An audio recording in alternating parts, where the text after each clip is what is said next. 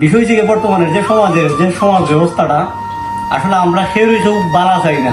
যে অবস্থা হইতেছে আসলে আমরা সব সময় যাই যে মানুষের ক্ষতি করাটা বা মানুষের একটা ক্ষতি হোক বা মানুষের ক্ষতি করার চেষ্টা করি সব সময়, কিন্তু আমরা একটা বার চিন্তা করি না যে মানুষ আসলে মরণশীল, যে মানুষ মরতেইব, মানে আজকে নয় কালকে। এখনের যে মানুষের যে সহজভাবে মৃত্যু হইতেছে আসলে আমরা এটা চিন্তাও করি না।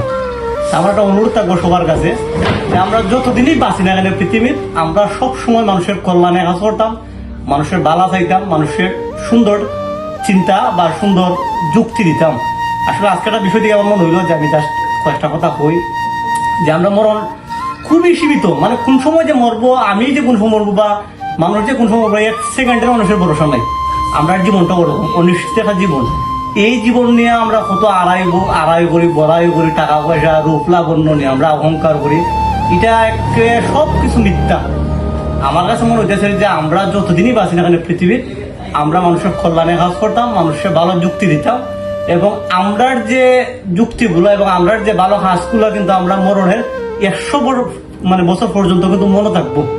অমরত্ব লাভ আসলে মানুষে এরকমই করে, ভালো কাজের মধ্যে করে, কাজের মাধ্যমে করে।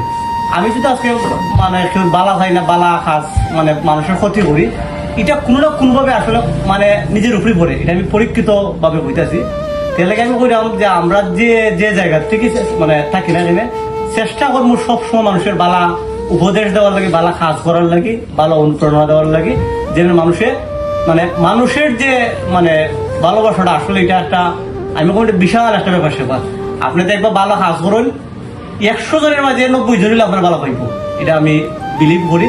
লেগে কইছি যে বালা কাজ করুন, বালা কাজের সাথে থাকুন, মানুষের বালা যুক্তি দেয়। আর সে কিতা হইল না হই এগুলো পুরোয়া করবো না, উপরওয়ালা আছে, উনি দেখবো। আর আমি সবসময় কইমু যে দিনে একবার হইলে মরণের চিন্তা করবা। আমরা যদি দিনে একবার হইলে মরণের চিন্তা করুন, আপনার বিবেকে বাঁধবো অন্যজনের ক্ষতি করা, এটা আমি 100% বিলিভ করি। এলাকা করলাম যে সবসময় মানুষের বালা যুক্তি দিবা, মানুষের সহযোগিতা করবা, আর একবার হইলে মরণের চিন্তা করবা। ভালো থাকবা, সুস্থ থাকবা।